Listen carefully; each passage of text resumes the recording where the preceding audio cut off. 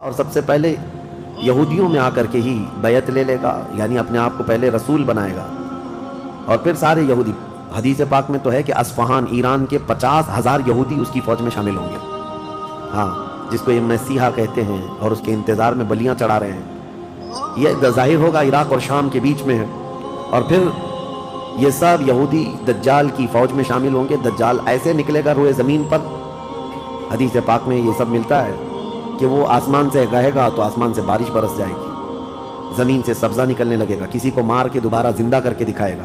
یہ سب چیزیں وہ کر کے دکھائے گا، یہاں تک کہ چلتے چلتے زمین سے کہے گا تیرے اندر جتنے خزانے ہیں نکال. زمین پورے خزانے باہر کرے گی، اور جب وہ آگے چلتا رہے گا تو یہ خزانے شہد کی مکھیوں کی طرح اس کے پیچھے جھنڈ کی طرح چلتے ہوں گے خزانے.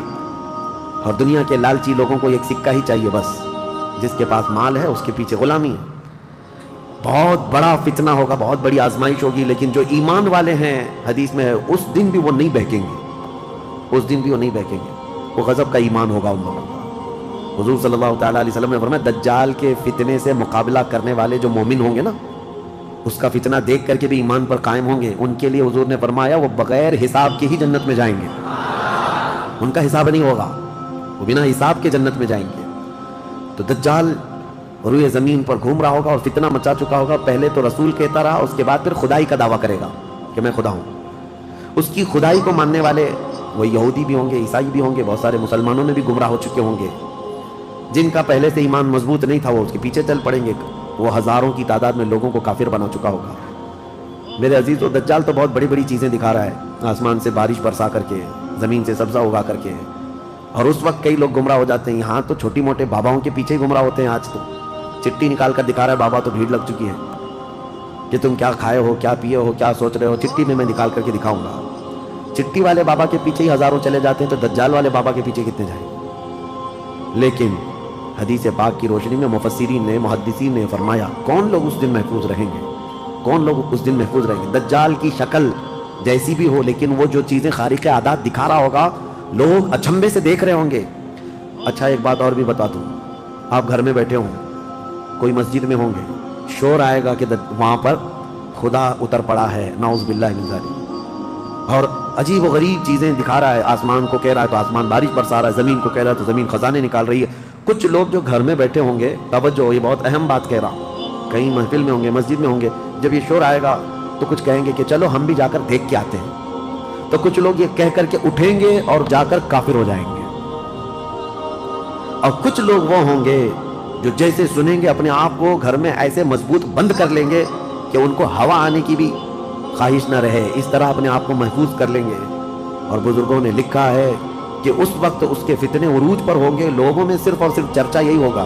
اسی لیے میں اکثر یہ میڈیا کو دجالی میڈیا کہتا ہوں. اس کی وجہ یہی ہے کہ دجال کے آدھے سے زیادہ کام یہ میڈیا والے کرتے ہیں. سب جگہ پھیلائیں گے افواہیں، بہت جھوٹ کو سچ کر کے دکھاتے رہے، سچ کو جھوٹ کر کے دکھاتے رہے.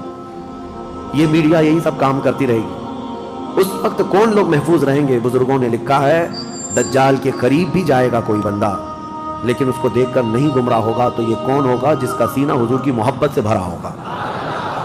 یہ وہی ہوگا، یہ وہی ہوگا جس کے لیے اعلیٰ حضرت نے فرمایا نا، تیرے قدموں میں جو ہیں غیر کا منہ کیا دیکھیں. حضور کے قدموں میں جو پڑے ہیں وہ غیر کا منہ کیا دیکھیں. کون نظروں میں جچے دیکھ کے تلوا تیرا. اب یہ دجال گھومتا ہوا جب فتنہ بہت برپا کر چکا ہوگا، مکہ جائے گا، پہلے یہ یمن جائے گا، یمن میں بھی بہت فتنہ پھیلائے گا، اس کے بعد پھر مکہ آئے گا. مکہ کی سرحدوں کو اللہ تعالیٰ فرشتوں سے محفوظ کر رکھا ہوگا. فرشتے اسے داخل ہونے نہیں دیں گے، ماریں گے اور داخل نہیں ہو سکے گا. پھر مدینہ جائے گا، مدینہ طیبہ اپنی پوری فوج لے کر کے داخل ہونے کی.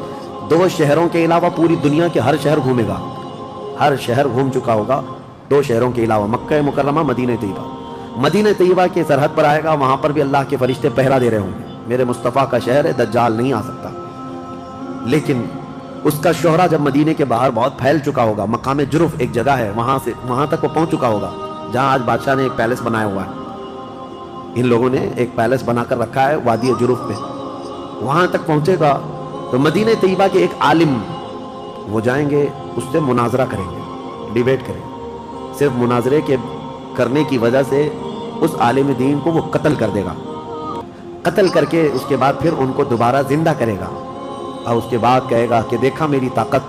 اس عالم دین کا کہنا ہوگا اب تو مجھے تیرے دجال ہونے پر اور زیادہ یقین ہو گیا، اس لیے کہ میں نے میرے مصطفیٰ سے سنا ہے وہ مار کر کے دوبارہ زندہ کرے گا۔ اور اس عالم کا دوسرا چیلنج یہ ہوگا کہ میں نے اپنے حبیب سے ایک اور بات سنی ہے، اب کی بار اب تو مار کر کے دکھا۔